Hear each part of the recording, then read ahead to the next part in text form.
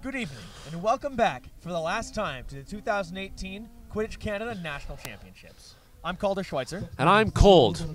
I'm also Chris Radievsky, but I'm cold. We've got a wonderful final matchup here for you today. We're wearing multiple layers. I don't know how the teams are going to do it out there, but things are heating up, and they will definitely heat up as they're playing out there. We've got the Calgary Mavericks taking on the Valhalla Quidditch Club out of Toronto. This is going to be a very interesting match. It could because if you remember, Calgary started off the weekend with a bit of a weak game. Their first game was not their best, but they have since really shown up. And of course, obviously, they have to have done that to make it to the gold medal match here today. But Valhalla has had many, many decided victories this weekend, and they are, if this is ever going to be an uphill battle, it's going to be that to overcome Valhalla. Absolutely. Edmonton, me being biased, gave Valhalla probably their closest match of the tournament, but Calgary can do that. Calgary's beaters are very sharp, very phenomenal, and Christopher Deller, who is Team Canada beater and also, great seeking qualities, he's going to try to keep Calgary in this game working for it. The one thing that Calgary has a little less of, other than in the keeper-chaser position, is the size. And Valhalla probably going to try to capitalize in that game. Definitely. We know Valhalla to be definitely a very structured team. Both their offense and their defense have a lot of structure to them. They run a lot of set plays, especially it works best with keeper Otana Crow on the pitch. You see him all the time pointing, calling, communicating with his team. And we've seen that structured gameplay has really worked for Valhalla over the weekend, and it's going to be we're going to have to see how Calgary is going to adapt to that. So I just want to point out the speed matchup we got here. We've got Team Canada head coach Michael Wanless. We had a close race to the qualifier earlier in our match, Edmonton versus Valhalla. Both of us sort of getting a touch to the ball. I think Michael had a little bit of the step on me, a very good start. But Joel Martins as well, going to be a fast person out there making a push for the ball. Custers is probably going to come up in support of Michael to try to make sure that Joel doesn't get, a step ahead on Michael and take it all the way to the hoops. But also Custers can provide that sort of offensive capabilities as well. Honestly, viewers at home, you're really going to want to watch the start of this game. We won't talk when it starts this time because you want to make sure you're paying attention. This is the opportunity for a quick goal at the start, and one team can definitely do that. Definitely. One thing I want to say is just want to not correct you, but it is Michael Howard on Did I say Valhalla. Michael Wanless? You said Michael Wanless, of course, was playing last game on the bronze medal match, UDEM versus Guelph. Again, a very good match. Guelph coming out with the bronze medal. I'm sorry. Michael Wanless was just doing so much in that last game that it's now ingrained in my head. Michael Howard, actually, I'm quite familiar with him despite forgetting his last name. I used to coach him when I was at the University of Ottawa. And now he has been my coach on the standing national team. So I should remember his last name. He's a kind of an important guy. Michael Howard, quite the contributor earlier throughout the day, really, whether it's defensive, offensively, just using that speed to really create some opportunities.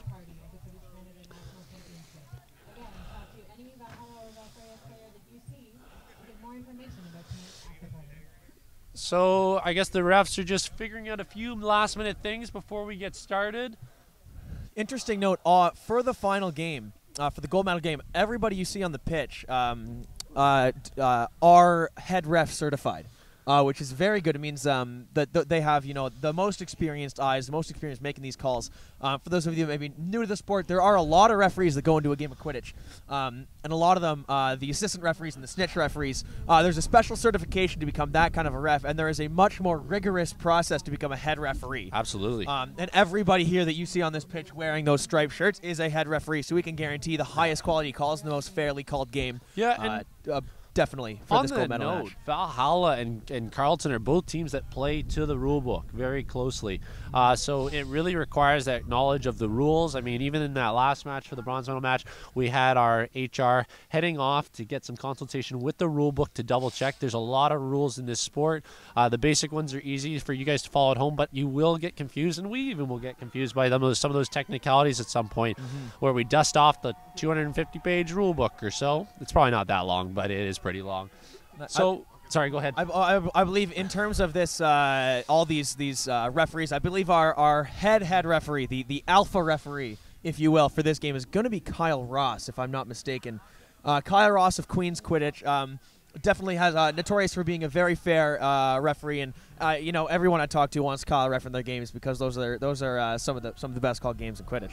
So I think they're still trying to figure out something with the boundaries of the pitch. I'm not entirely sure, but it's, you know, I'm sure the players really want to get this moving. They've been warmed up. They're ready to go. You see them hopping around like the Easter bunnies, appropriate for today. But, you know, while we're talking about it, maybe we'll go back to a little bit of Hamilton histories. Of course, Steel Town as it's known. We've got some nice, great steel furnaces just near the lake, just behind us. Did anybody ask them to, like, turn it up today? Like, it's a little cool. If they could just be working those just a little bit more to increase the temperature in the city, that would be lovely. Definitely welcome, especially now as the sun goes down. We see the stadium lights have come on, so I suspect by the end of this game we could be playing like full on under the lights as the sun is going down and the temperature is dropping. Okay, so it looks like we've got the teams lining up. Kyle Ross, head ref. Announcing off for the gold medal match. He's trying to take our commentary duties from us, but we'll let him call the game for the start.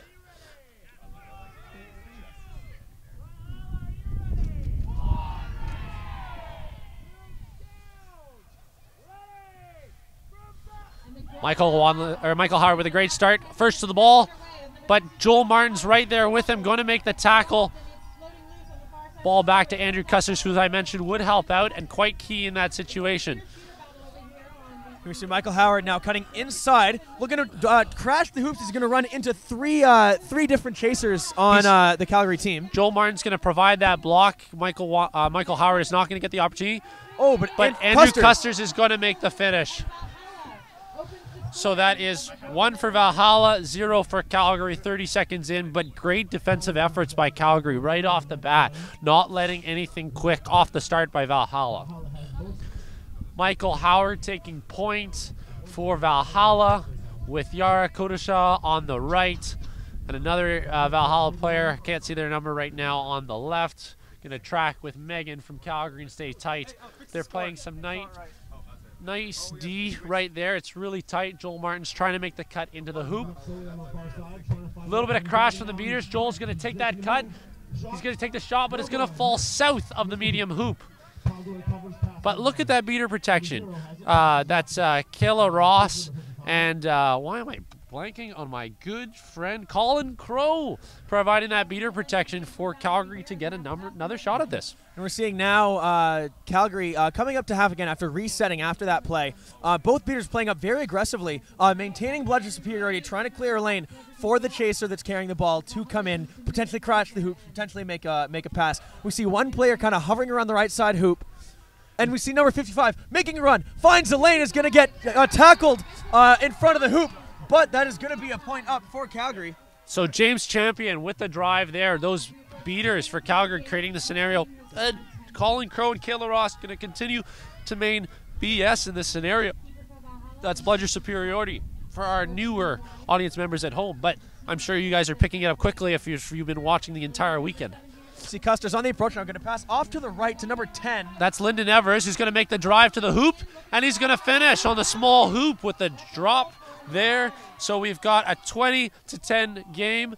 Ball's going to go back to the Calgary keeper after it rolled quite a way. A lot of force going through that shot from Lyndon. You really want to make sure that ball gets through.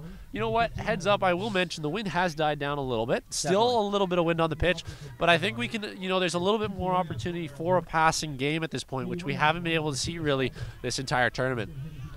Here we see number 81 gain a bit of reputation this weekend as a very physical player, a very capable keeper coming up, loving to crash those hoops and make those driving plays. Now coming up with the quaffle, communicating with their teammates, looking to make something happen as we see a little bit of beater play as a bludger rolls off towards the Calgary end. Hovering around the midline, we see an approach by Michael Howard. Gonna run into some very good interference being made by the Calgary chaser. But we're gonna see Calgary being bullied off of the bludger as Michael Howard comes in, shoves the chaser out of the way and picks up the quaffle. Oh, it's gonna be dropped by number 5 who falls off of her broom. Wow. That's heartbreaking. Great defense by Calgary to continue to provide that pressure. Michael Howard got in on that ball, pushing out. I know Wei Shen Tan for number 13 for Calgary was not happy about that. He's talking to the head ref about that hit. A little bit physical in there, but Calgary's got the opportunity. It's a very close game. It's 2-1, and we're just 3:42 into the match. This type of very aggressive point chase is something we've seen a lot this week, and we've seen it from UDEM, we've seen it from Royal City, and now we're seeing it from Valhalla, coming out, bullying their opponents back towards their hoops, trying to capitalize on a mistake that they may make in panic. As you see number 81 pointing around a little bit. And, we're going to see Michael Howard again coming up for a swat. There's a lot of physicality going on here. As we see, number 911 is going to pick up the quaffle, run around. Looks like we're playing advantage. We're playing advantage, and I think it was a little bit of a push by Michael Howard. We're going to have to see what Kyle Ross, our head ref, is going to say at the end of the day. But there is advantage on the play, as been signaled by our AR, Emma, from UBC de Montréal, who in herself is a very good head ref. So we're going to see the opportunity. Number 81, very vocal on the pitches. Michael Howard again for the third time comes in for an attack on him. We see finally Elaine's not opening up. He's making a lane for himself as he runs into Lyndon Evers. Again, now cutting across the middle. So far, this Valhalla defense has been impenetrable for Calgary in this possession. Called beat as a tackle is made. And that's going to be the stoppage in play as advantage is finished right now. I know there was a number of beats in there. I think Calgary getting a little frustrated that some of those beats weren't being recognized. It's really hard sometimes, I will admit, for players, even myself included earlier today, I just didn't feel a beat. But it's not something that, when the opposition sees that, they think you're not paying attention, you're not listening, and it can get a little difficult in that sense. Referees will be very hard on that if you're not responding to their calls, because when they see a beat, they're going to call it loudly. It does happen, but if it's systemic, teams will start to lay issue with the refs. Against the other team, that is, not with the refs themselves. We're going to see a yellow card coming up for number 67 of Valhalla, Michael Howard, for excessive force. And that comes from that beater push that I mentioned earlier, just trying to get back to the hoops. Of course, when there's that collapse at that top on the point, there's a lot of individuals right there. Michael Howard trying to get out of there once he was beat, but he's going to sit in the box for 1 minute. So that means he's going to be back in 5:58 unless Calgary is able to score right here. And I think Calgary's probably going to start fairly close to the hoops in this situation. I think the real question is, where does the ball go? Alexis, of course, given the advantage, was beat out. Do they... Oh, he's going to stay in, though, because of the point of the foul being earlier, despite advantage. And where are they going to start him? They're going to start him pretty close to the hoop.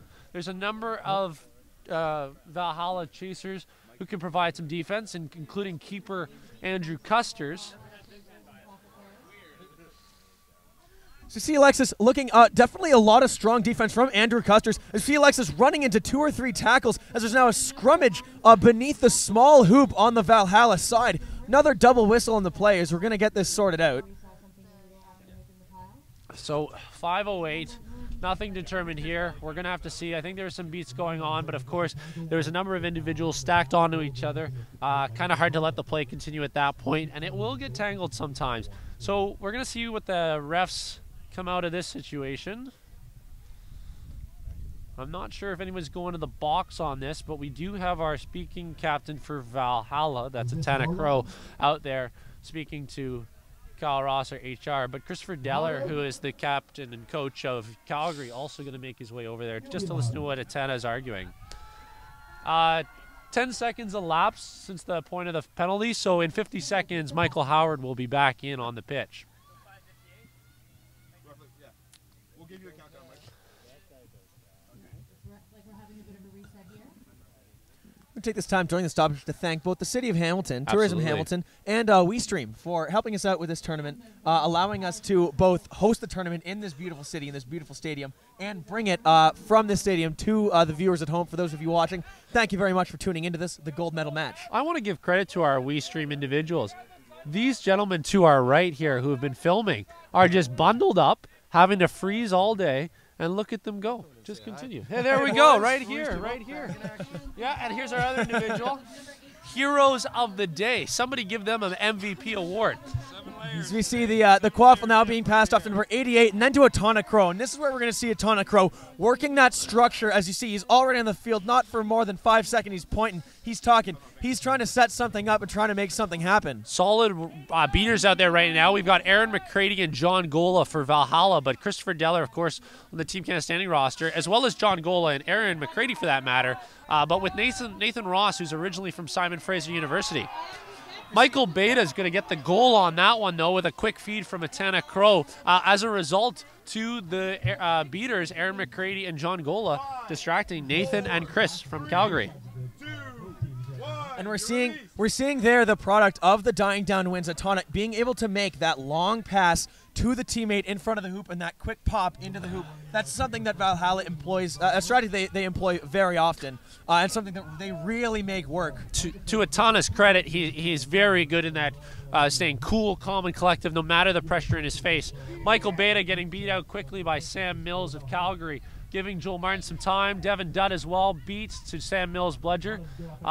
Chris Deller trying to create some space, but the ball's going to turn over. Picked up by Katie Brown, who Chaser's going to spin through a couple of tackles, eventually getting beat and dropping the quaffle. Is going to get recovered by the Calgary Chaser. Calgary's going to maintain possession of the quaffle. Joel Martins is now going to grab it back with, again, protection by Christopher Deller and Sam Mills. Some back and forth beater pressure. Joel Martin's going to try to take. He gets the beat misses from John Gola.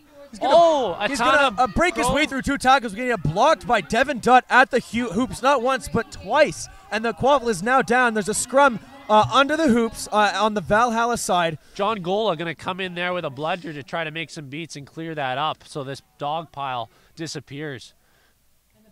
But honestly, great 2 shots from Joel Martins of Calgary, also on the standing team for Team Canada. But at the same time, Valhalla putting up the great blocks. That first one by Atana Crow, and I think a second individual had to step in to make that second block. It looked like, I'm fairly sure it was Devin Dutt making that second block. Christopher Deller getting very physical, able to grab Piotr from Valhalla. Not very happy about that, but the beaters on Calgary going to cause the turnover.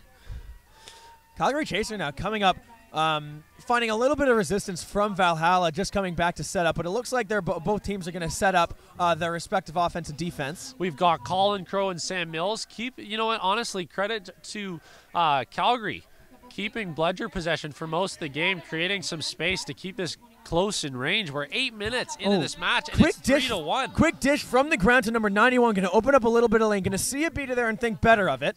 Katie Brown now getting beat out as the point defender. Atana Crow stepping up as number 91 is looking for an option, looking for something. You're going to pass behind the hoops. Going to be caught by the Chaser, but obliterated by Devin Dutt. They are on the ground as the quaffle is still in possession, recovered by the Chaser on Calgary. There's a fight for it with Atana Crow on his knees. Devin Dutt now joining in. This is going to turn into another dog pile. Yes, exactly. And that's where the physicality of Valhalla is going to come into play. But Valhalla's been beat, except it doesn't apply to Atana Crow, of course. But we've got also dog piles as it relates to the beater game. But Colin Crow going to come out on top of that. Atana looking a little tired.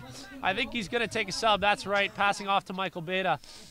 We've got Spencer from Valhalla coming in to make some action. Of course, Spencer, with quite his size, he's quite known as a driver, and I think right off the bat he's trying to get some speed into the middle. The 3 Valhalla keepers having some very distinct patterns of play, and we see this. Obviously, Spencer's with that size and with that momentum he can carry. He is definitely a driver, relies a lot on his strength to make those plays. We've mentioned earlier Atana Crow being a very structured player, likes to set things up, set up the offense and then play through it. And then we see Andrew Custers, of course, being very athletic and making quick runs. So we've got a stoppage right now. Medics are going to go take a look at Megan from Calgary. Megan Hurst, actually her brother plays on the development team for the Edmonton Aurors. Megan, in her own right, I think is a phenomenal player, probably better than her brother. Sorry, Alistair, but I know you'll agree with me. because Joel and Megan were both taking the hit on Spencer, and Joel making a really trying to get stop, and Megan helping out. Hard to stop Spencer that close. Unfortunately, with the roll following that, again, a little late on the stop because Spencer was able to put in the goal. Yeah. Megan got a little crushed in the process, so hopefully she's all right. We've got the medics taking a look at her, and I know Calgary is talking to the refs right now just to talk about it, making sure probably, that people are staying safe. I mean, all Quidditch players and all Quidditch teams, and Quidditch Canada for that matter, have taken a really strong mantra of making sure that this game is safe. It is a physical game, but at the end of the day, we all love each other, and we really want to make sure that the game is fun, it's safe, and people have the opportunity to really showcase their athletic abilities without having to go home with crutches. Definitely. That's a bit of a sore spot there for me, Chris. Oh, I'm sorry. I did not mean to do that, of course. So, tell us a little bit about that. Well, see, I broke my foot sometime 2+ years ago, and whatever it was didn't really notice it. Wasn't able to. We've got a close-up on the boot. Look at that. Oh, look at that, yeah. Broke my foot a couple of years ago, and ultimately didn't notice. Just thought I had a bum foot and wasn't very good. And I get sore after practice, limp around for a couple of days. But I was eventually convinced by my girlfriend to go get it looked at. And honestly, I don't know where I'd be if it weren't for her, because it turns out it's been broken for a while and healed wrong. I had to get it operated on, so I've been on crutches for most of the season. Credit to her. I'm not anything on you. No, you're calling the analysis pretty good, but she seems like the smart one out of the two of you. Oh, 100%. For that point, though, everybody out there, I'm a big participant in Movember, as James Champion from Calgary, who's on the pitch today, usually likes to point out when I'm, for at least regionals-wise, because I'm always growing the mustache during November, go see your doctor. Not just men out there, but women, men, all genders. Make sure you're checking yourselves out. If you see symptoms and things are going wrong, you want to make sure you're getting checked out and you're staying safe. So yeah, I think that's a great point, great story in that sense, because you don't want to be like Calder here. Thank goodness for his girlfriend. Yeah. But the boot looks sexy. I think it's something you can continue to sport. Make it work. Speaking of feeling all right, Megan's wiping her hands. She's coming off. She's dusting herself off, and looking like Calgary is going to take the field. There will be an injury sub for Megan, and we've got a sub for her coming on the pitch. And it looks like we're ready to go. Again, we are pretty much 10 minutes into this match, and it's a 4-1 game. You know what? I was saying that earlier, that Edmonton was keeping the closest game with Valhalla, but Calgary is putting Edmonton to shame. Of course, Edmonton and Calgary have that rivalry. They're always trying to put each other to shame. But great job, Calgary Mavericks, for quite the fight in this gold medal match. And definitely, as far as the Valhalla game goes, this has been very low scoring. We've seen Valhalla put up multiple 150-plus point games this tournament, but this is Calgary is definitely a team that's giving them a run for their money and making them really have to think about their choices and really capitalizing on the mistakes that Valhalla is making. I think that's the credit to the beater game by the Calgary Beaters. It looks like they may try to come away with BS there. No, we've got a... Who's Quaffless? Devin Dutt drives over the chaser that picks it up, looking to gain possession. It's going to go loose again as it's picked up by Yara. Going to get number 22, going to pass it off to Spencer. Going to make a run. He's going to put it through the middle hoop, knocking the hoop over in the process. Great pickup by Yara with that speed onto the ball. And you know what? Honestly, great job by Joel. Again, trying to be physical with Spencer. You know what? It's a hard thing, but you have to do it. You have to get in the face. And a lot of times, just by making that initial contact, you can have a beater come in and help you, even if you can't take that player down by themselves. Yeah. But that's the same point. Calgary's been doing that as well, clearing the lanes with some beater help to make sure that they can take it to the hoops. See number 81 now. Again, still very vocal on the pitch, looking to make something happen. A little bit of a starter step. But ultimately, just kind of walking up to the point players on Valhalla. A little bit of beater play as number 11 is going to get pushed off of the Quaffle contesting. We see Devin Dutt get beat out. Yara immediately stepping up, ready to make something here. Going to get interference from another chaser on Calgary. are going to get beat as well. And see, as soon as one Valhalla Chaser gets beat, another one steps up to take their place. This is the structure that I'm talking about. Everybody has a place and everybody knows their place. And look at, honestly, Chris and Kayla for Calgary creating the lane. Alexis going to try to take it up there. Unfortunately, Custer's going to make the nice big hit. Custer's massive hit on Alexis. We're going to get a stoppage here. I think Alexis may have hit his head. He's going to check if he's all right. That was a great drive by Alexis. I think we're going to play it safe there and get a substitution. But honestly, credit to the Calgary beaters just creating that space. There was so much time for Calgary. Kayla and Chris just cleaning up every point. Very hard try for the Valhalla beaters that weren't able to capitalize on getting BS there, despite the great pressure by Alex Sugar from Valhalla. Yeah, and commendable patience as well on the part of number 81 Alexis on Calgary for waiting for that to open, and with that very structured Valhalla defense, there's always a point chaser coming up. It was very calm. I think went through 3 or 4 point chasers before finally seeing that outlet and taking it and having the patience and the reaction time to be able to get up to the hoops in that moment. Unfortunately, no goal coming of it, but definitely a good read and a strong play. Right now, James Champion passing the ball, pressuring the Valhalla players. That's Corey Smithson, Eric Melson, and Andrew Custers, who are passing that ball around as the Valhalla beaters try to create some opportunities. Unfortunately, John Gola going to come off his broom in terms of reaching for a catch bludger. So unfortunately, Calgary, unfortunate for Valhalla, that is, Calgary is going to keep possession of BS, but a nice opportunity by Calgary. But that play is going to be shut down. Looks like a missed catch on behalf of one of the receivers on Valhalla is going to have the quaffle going out of bounds and turning over in favor of Calgary as we see the keeper now coming up just near the hoops. So it's 12:18 right now on the game clock, and it's 5-1 for Valhalla. Just so our listeners and viewers at home are paying attention, that's just outside of snitch range. So Calgary's going to have to get another goal to make this a little bit more competitive. Calgary with a great seeking core. If they can keep it in range, it's quite possible that Calgary comes away with this match. We see number 91 trying to look for a channel. He's going to find one right down the middle. And a nice long shot for Joel Martins. What a shot with nice speed. He's going to take the sub right there. I think this is the first time this whole weekend we've seen these flags in the background here drooping, and you can see now what it means for these plays and these players that excel at long passes and long shots. It means they're starting to work and they're starting to hit their stride and find their mojo, and that is very good. Makes for very good Quidditch. To Joel Martin's credit, and for the hockey fans out there, that was a Shea Weber power shot. Okay, the speed that was coming on that, even if that was tipped or blocked by a chaser, it was very likely that ball continued. James Champion turns over the ball, but Aaron McCready is going to hold him back as a result. The great beater pressure. Aaron McCready, phenomenal beater. I used to coach her in her younger days at the University of Ottawa, and since then she's continued to grow as a wonderful beater, picking up quite the physical game as well. Been very impressed by her play this weekend. We see number 81 coming back. Same as always, waiting for an outlet to open. We see up with beater number 36 doing a good job of opening a lane, and 81 is going to see it and take it. Going to come into a big hit, but it's going to break the continuation of the tackle from the Valhalla Chaser. Driving through multiple people and finally finding that middle hoop, but it looks like the referees are calling the goal no good. So I think Emma, our AR here, is going to call a beat, but Kyle Ross was closest to it, so I'm not sure if Alexis Huschlack was able to get that through the hoop. Lots of defensive pressure, lots of bodies in the way, stopping that goal. Alexis was able to push it through, but Valhalla players thinking that Alexis was beat before. So, a little bit of confrontation.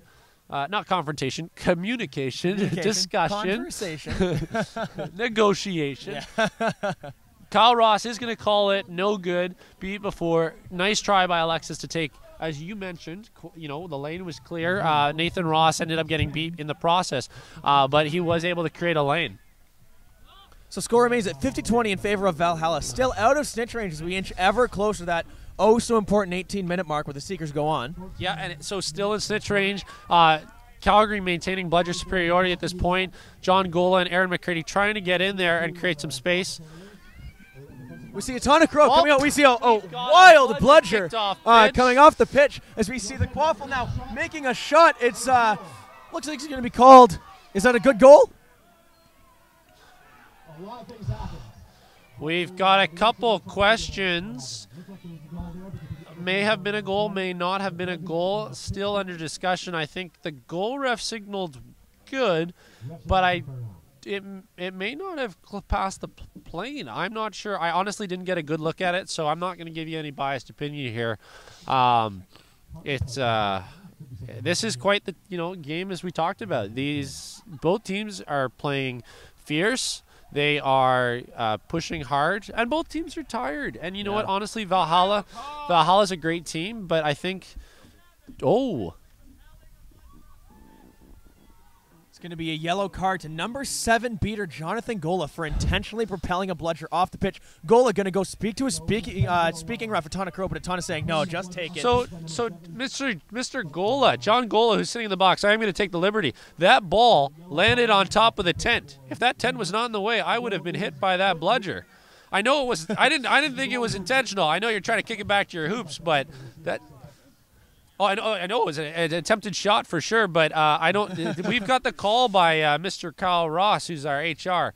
So a little bit of a disagreement. John Gola, great friend of mine, loves the hook shot when he's playing chaser, but as a beater today, he's been phenomenal, just getting in their face. John, any comments on the Calgary beating? What are you thinking so far? It's very well executed. Very well executed, he says. Doing a great job of keeping bludger superiority.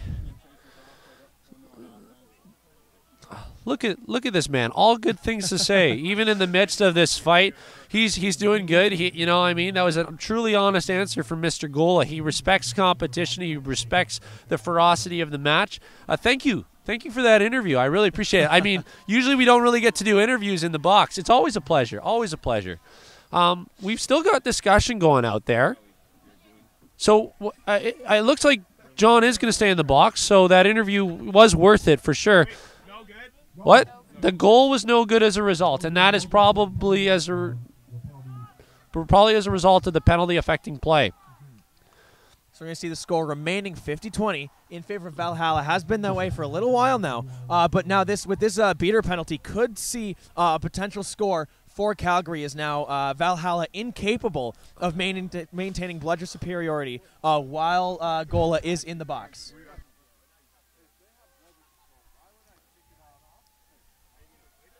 John Gola asking the theoretical questions in the box. You know what? It's a tough match. The HR and the ARs are having a tough time of it. We've got to go with what they say. But yes, continues to be a tough match. Honestly, I'm impressed by both teams, how they're playing. And as my co-host Calder has mentioned, we're getting close to the Seeker game. And it being in stitch range, this is pretty important. So I wonder if any teams are going to take a timeout soon to just chat. Colin Crow. We're going to see a beater. Colin Crow, that's 3 beats, the whole chaser line out. It's going to open up a lot of space. Exactly. All chasers have tagged back in, but they've definitely been allowing Calgary to push up. Colin again, clearing the chasers.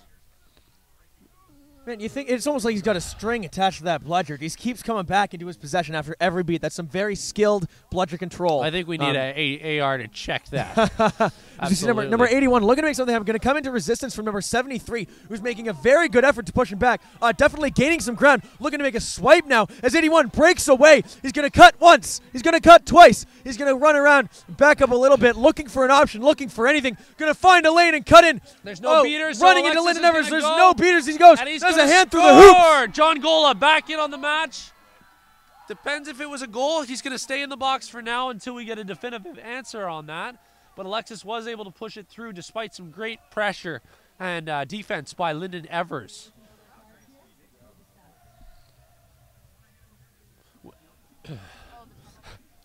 We've got John Gola continuing to speculate. I bet you he'd be great behind this mic, with his analysis and commentary. We're not exactly sure what they're discussing. John Gola here is maybe saying a jersey grab, but I don't know for what team.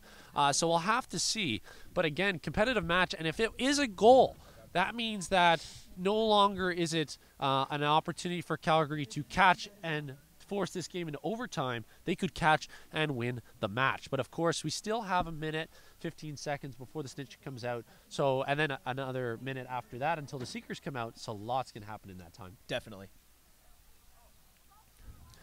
Again, go ahead. No, please. It seems like the offense from Calgary has seen the same kind of formula coming up. It seems like the ball is given to number 81, who comes up on the right side, or on the left side of the pitch, looking to make a cut inside, waiting for that lane. And when the lane opens, so we are going to get sounded like a yellow card against.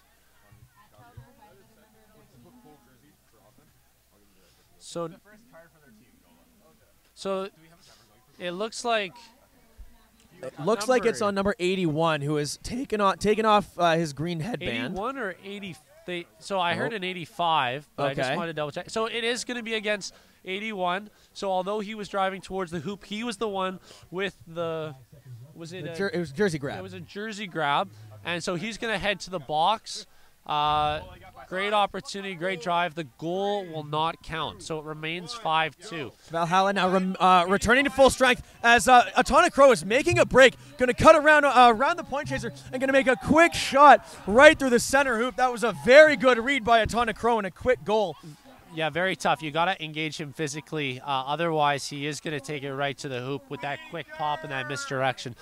Something that, he really gets from basketball with the one look one way and a shot the other way. And he's very talented at doing that. If you don't get in his face and you don't get a little physical and on that ball, he's going to do that all day, all night, 7 days a week. We got Corey Smithson, who's going to be the seeker for Valhalla, coming to the box. Alex Naftel's our snitch, former seeker for Team Canada in 2016. He's got style. He's got swagger. He's got just all around a nice guy. He's got a lot of yellow clothing. A lot of yellow clothing, which is important. Important. And he's wearing the layers too. Clearly a Green Bay Packers fan based on his toque, unless he just borrowed that from someone. No, he's nodding. He's a Green Bay Packers fan. Sorry, but back to the match is James Champion getting pressured by Katie Brown. Great chaser, formerly in more of the beater position, but this season she's been playing chaser for Valhalla and has been absolutely phenomenal. She's honestly great utility player. I love playing with her. It's fantastic. Tough as nails, too. Piot with the beats. A little bit of pressure, but there's a no-beater scenario, but it's a turnover. Michael Beta with the stylish dunk. A little bit of flair on that. I've never seen Michael Beta do anything without flair, though, for that matter. Fair enough. So score climbs to 70-20 in favor of Valhalla. Can we just talk fashion for a second on Michael Beta? Silver shoes, black socks, white pants, black, white, coordinated. It's very coordinated. All looks very good. As Calgary now looking to make a play, looking to make an answer for that quick goal. As number 55 in possession of the quaffle going to come up. Again, Katie Brown poised to strike, getting some resistance as we're 5 seconds away from the Seekers being released. Christopher Deller no longer be playing the beater role because he's out as their seeker. Christopher Deller getting the step on it, and he's going to probably play some defense against Corey Smithson, keeping that and allowing Calgary the opportunity to get back in. 55 taking a lane, the bludger. The initial shot is blocked, but it is blocked through the hoop, and there's going to be a quick answer from Valhalla, seeing no beaters, and a score for Valhalla as both teams, 2 quick goals. Honestly, a little bit of unfortunate from Valhalla, but some quick thinking by Atana Crow. I've never seen him move so quickly. He knew it was necessary at that time to really turn on the Jets, and he did that. Credit to him, moving down the right side and finishing with that shot. And honestly, if he didn't, that could have been a game changer, considering the snitch is now out and Calgary is trying to get back into range, and that would have done it. Right now, a 50-point differential in favor of Valhalla. However, not quite that many points needed to bring it back into range as a beat is made on the Calgary Seeker, going to be picked up by number 13. Quick pass to number 911, who's going to get it stripped and tackled by number 88, Michael Beta.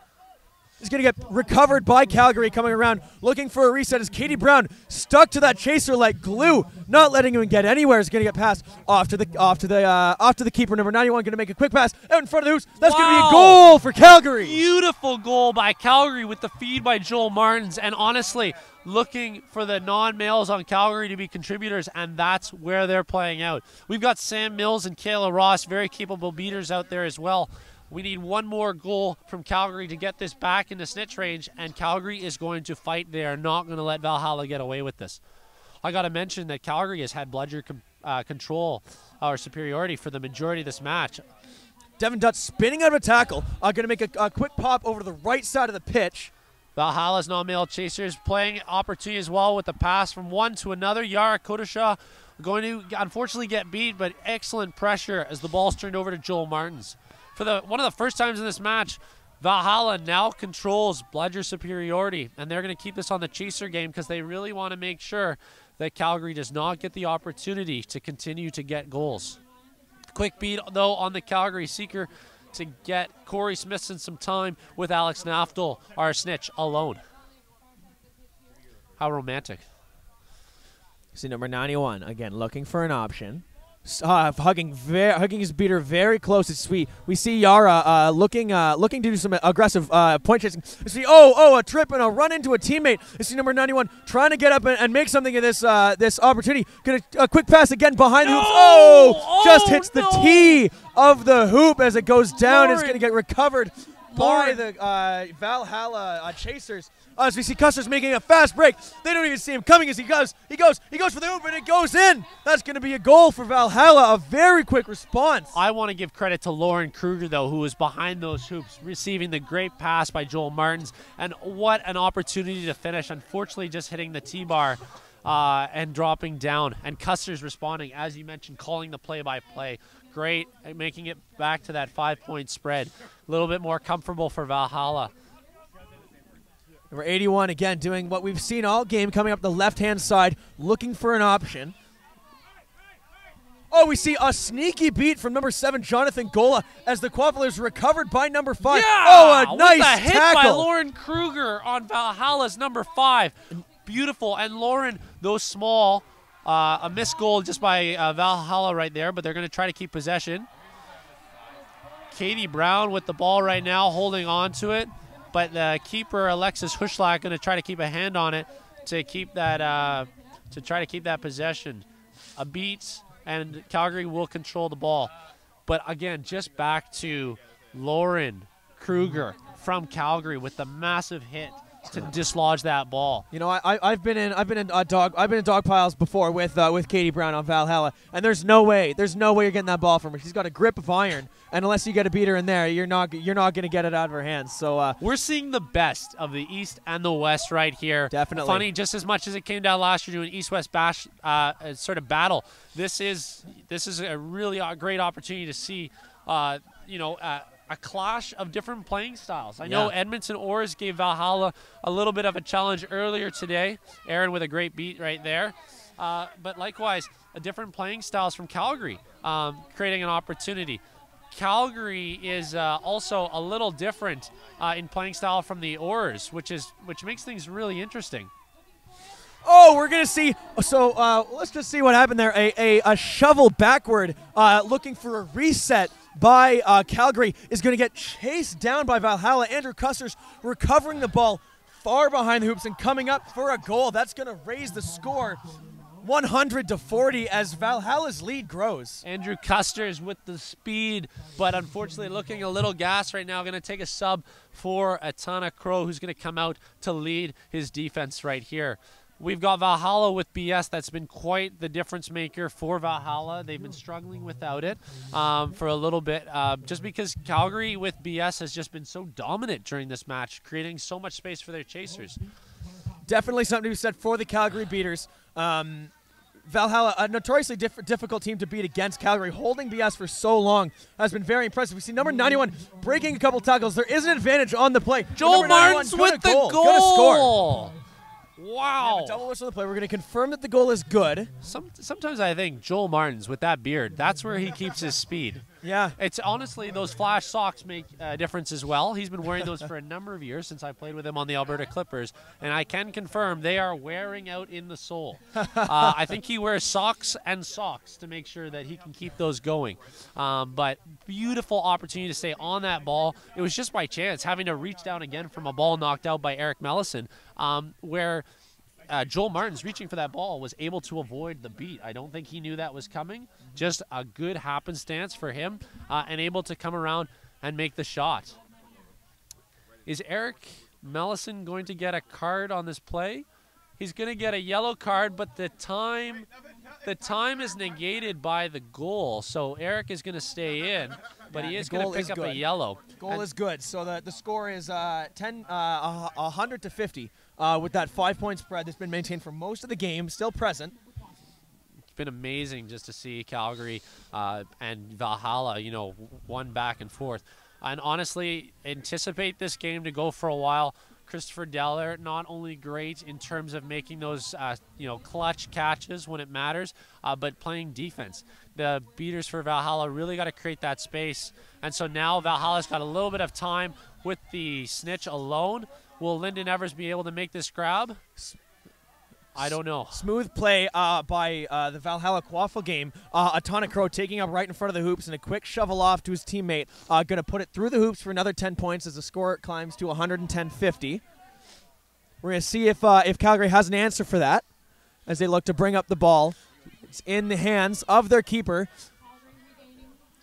A little bit of unfortunate. There was a beat, but again, just that inability to feel that necessarily, and that made Valhalla have to turn over the bludger just because of another opportunity where you wanted to beat him out. Again, quite the defensive game from Calgary on the snitch. We've got a substitution for Christopher Deller right there. Usually one of the chasers there defending. As it relates to the quaffle play right now, Alex Scherger going to create some space, beating out James Champion, and Atana Crow continues to advance slowly, just trying to give their seeker game some time. Atana Crow coming in. A beautiful pass to Yara, who's going to hammer through the hoop. Beautiful. That pass to Yara Kodashaw, formerly from Edmonton. I will throw that out there. She also is from the hashtag YEG. And wow, putting that sweet spot position on display, moving right in there with the nice clutch pass from Atana and the beautiful finish by Yara. And she continues, even on defense, continues to communicate to her teammates, making sure everybody's marked and playing a very top scenario. Number 81 coming up the left side of the field again, as always. Going to come into Yara, finding some resistance. She's going to look for a strip. But he's going to be holding the ball in a relatively safe place. Michael Howard looking to make something happen. He's going to take a beat as it goes to number 77, and then up to what appears to be 55. Going to break through Yara. James Champion's going to get beat in the process because of that pressure provided by Yara, with Atana advancing the ball in return, but also running into some chaser pressure on his own. Fake handoff to Yara as Atana cuts around the point chaser, number 24, looking to make something happen. Again, ambidextrously wielding this ball as he passes again to Yara. Pass to Yara to finish. Butter pass. Those two have a connection. I'll leave it at that. They are just phenomenal on the pitch and lovely off the pitch as well. I just want to point out, we may have missed that on camera, but related to the snitch game, Alex Noftel with the toss of Lyndon Evers. He looked like he was blowing in the 80-kilometer-hour winds we had yesterday as a result of that. Just great snitching on display by Alex Noftel, who is keeping this game competitive. Number 81, a no-look pass to 55, who manages to catch it and is getting bullied back by Michael Howard a little bit, looking to reset and gain some support. Looking for a break, finds one, going to run into one tackle, two tackles, and going to pass it to Atana Crow. Atana Crow now playing it safe, buying a little bit of time, letting his team reset. Calgary maintaining bludger superiority. Colin Crow going for a quick sub at this moment. And we've got Christopher Deller coming back on as a beater to try to create some opportunities. Beating out Michael Beta. The pressure on the Atana Crow from Sam Mills causes the turnover as Alexis charges. And he's going to get his opportunity on the small hoop with that creation of space by Christopher Deller. So we've got 13-6 now, 130-60. The refs look like they're going to talk.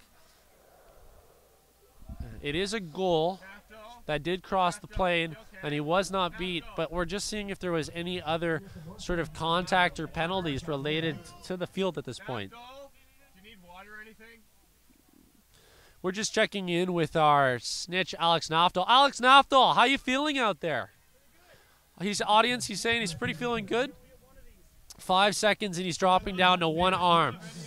So that's a handicap, and just so for our audience that may not be as familiar about that, throughout the game, particularly once the snitch is out, in sort of 5-minute intervals, handicaps are provided to the snitch. That can be limiting space, that could be limiting limbs, and in this case, dropping down to one arm, making it slightly easier for a catch to happen, so these games don't last forever.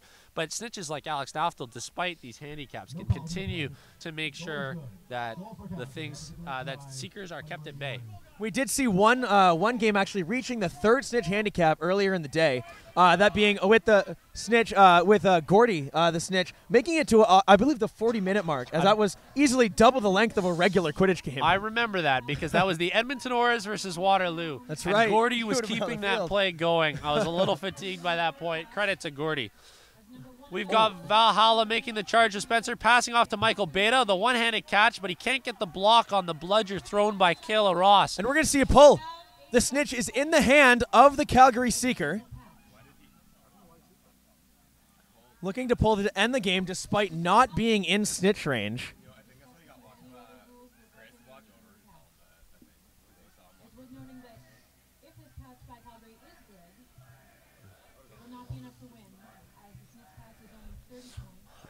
And teams will make this decision at some point. If Calgary didn't think they could close the gap just with this, spread that they've been having over or Valhalla. Valhalla, of course, running it up. It's no longer that 5 goal or 50-point spread that we've had traditionally throughout this entire game. Quite a bit larger now. Calgary maybe thought that just with the fatigue of the bench that may have been a decision they wanted to make, but we're not sure. I don't know. There's a lot of discussion.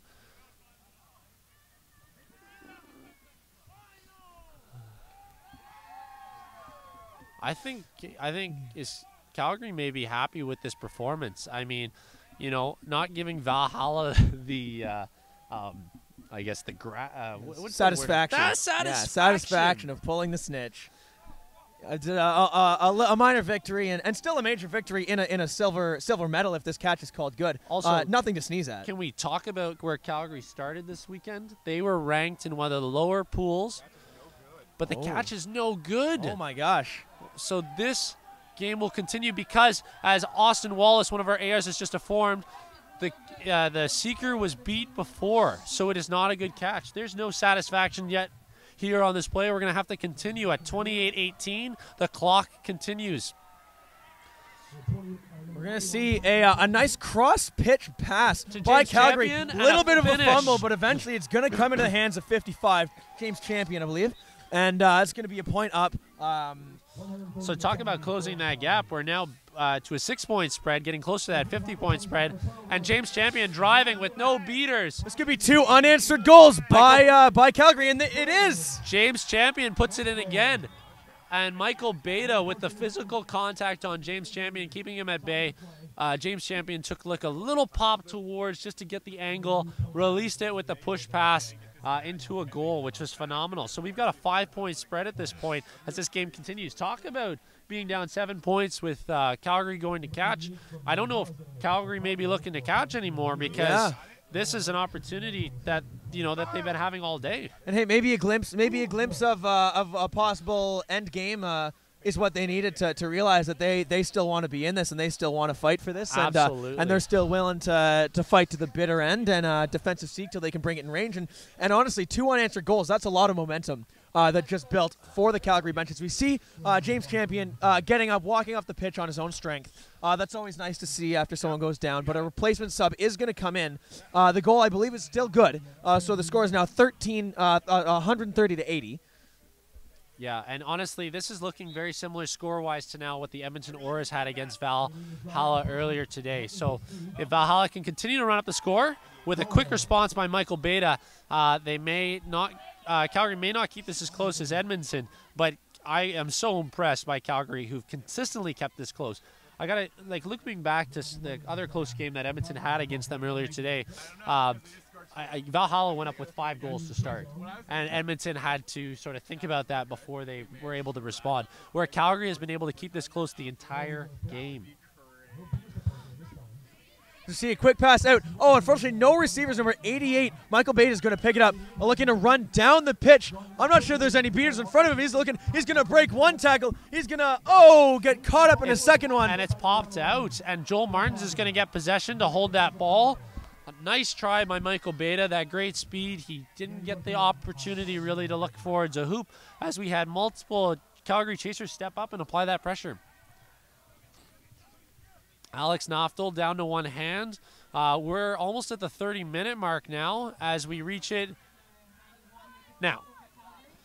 And Corey Smithson continuing to put that pressure. Calgary advancing slowly, looking for an opportunity. We've got the West cheering, "Let's go Canada." I know that's a mix of Edmonton Aurors and UBC, who are just so impressed of, I guess the performance of all 3 teams who are able to come West. Oh. Joel Martins with the snipe. He was halfway between the half and the keeper zone. As the wind has died down, those flags are flat at this point, some of them. You can get those shots now, and Joel Martin is taking advantage of the shifting conditions. Devin Dutt responding. Come up. Hammering through the hoops. A very quick response by Valhalla. And it seems we're going point for point now, as Valhalla is managing to maintain the lead despite those 2 unanswered goals and a lot of built-up momentum for Calgary. Close shot by Lyndon Evers right there, who's going to head back to his hoops, but very close opportunity. He had quite the reach around on Alex Naftel, but was a little high and wasn't able to grab the snitch proper. Number 81 now bring up the quaffle again on the left side. It's a pretty standard operation. You got to wonder if Valhalla is starting to get used to it, starting to put together some countermeasures. Gonna actually see a bit of resistance from the snitch game. Not want to get too close to that, impede their seekers. We see the predicted shift toward defensive seeking is taking place with the Calgary game. As you see, number 81 again running into Yara. Number 22, Devin Dutt going to come in with the attack, going to break the tackle, break a second tackle by Yara. It's just Custer's in his way. He's going to start to step a little bit too much, loses momentum and get tackled. It's going to be a quick pass, number 77. Oh, almost behind this. Oh, and the ball is dropped. Lauren Kruger with another opportunity after the pass from Jennifer Edgar, who is just a great feed to Lauren looking behind the hoops. Lauren wasn't able to get her hands on that. But again, beater protection, calling for a sub, just gassed out there after working so hard to create that lane. And that was an excellent look by Calgary, unfortunately unable to finish. And that is it. Oh, the snitch is in the hand of seeker Lyndon Evers for Valhalla. I'm not allowed to call it, but that looked like a very clean grab by Lyndon Evers. I'm not allowed to call it, but calls it anyways. I'm being chirped from behind, but that's the way this guy sees it.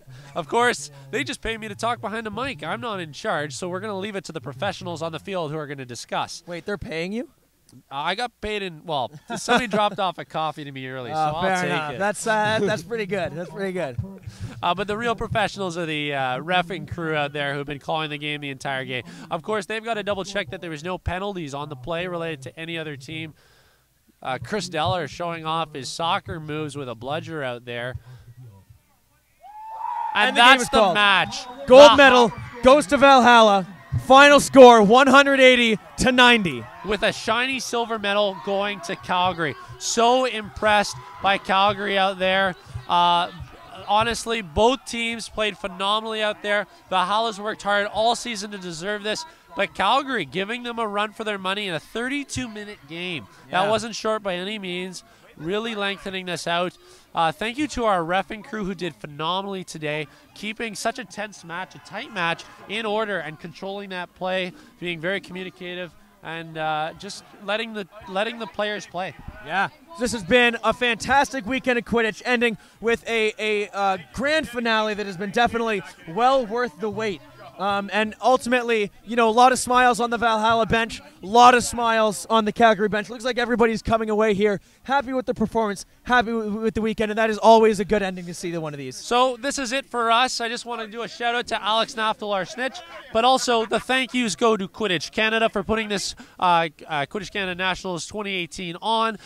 Tourism Hamilton, our lovely videographers. Yes, very much so. WeeStream, thank you very much for facilitating this stream so we can bring this sport to everybody watching at home. And thank you most of all to you watching at home. Thank you very much for tuning in. For the last time, I'm Calder Schweitzer. And I'm Chris Radievsky. Stay classy, Canada.